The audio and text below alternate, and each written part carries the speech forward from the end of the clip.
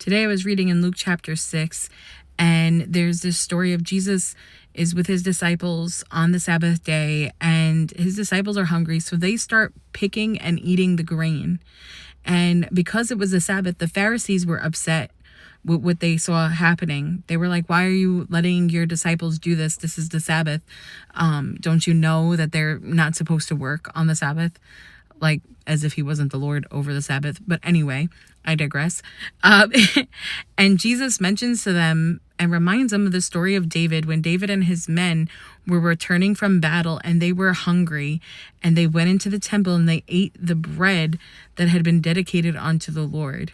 Now, an important thing about that story is that God doesn't get upset with David for going and taking his bread and feeding it to his men, because God understood and knew that this nourishment was necessary in order for them to be revived, in order for their strength to be restored, in order for them to have the ability to complete all that God had for them.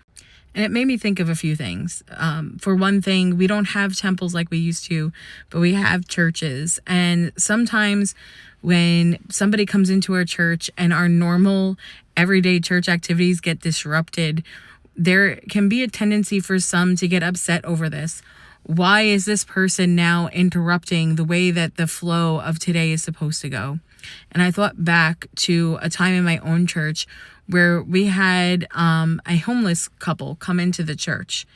And we didn't have much bagels or anything left, but I began packing up and putting the bagels aside to give to this couple that was homeless.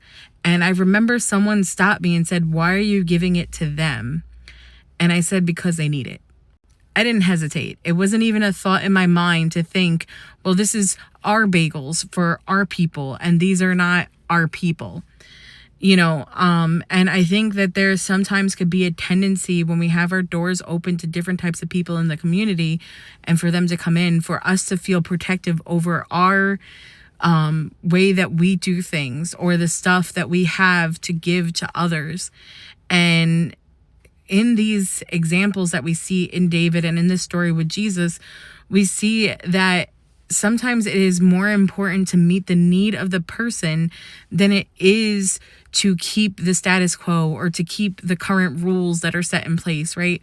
Jesus himself said that the Sabbath was made for man and not man for the Sabbath, that there is a necessity for rest. There is a reason why God created the Sabbath for us. But more importantly than obeying a time of rest or obeying rules that have been put in is meeting the need of the people that are coming to God. It's meeting the heart, the restoration, the nourishment that somebody needs. And when we allow ourselves to view the resources we have as a tool to meet those needs that someone has, we begin to open up opportunities to be able to receive people the way that Jesus would have received them. It can be so easy to think about just hoarding resources, especially in this time and age where things are getting more and more expensive. It can be easy and tempting to say, this is ours, we don't have enough to share. But if God can share his bread, right? Think about it. Again, David went into the temple and took the bread from God's table. If God is willing to give that which was dedicated to him onto the people that need it, how much more so should we as his people give to the people that need it, that are around us in our community and coming into our church doors? I think again of Jesus talking in the scriptures and talking about how if your neighbor needs your coat, give him not just your outer jacket, but give him the inner cloak as well. If he asks you to walk a mile, go too. There is this desire for us to just keep everything to ourselves, but God tells us to give of ourselves, to give up those things that we have around us. So in this holiday season, as much as we receive, let us also be open to give.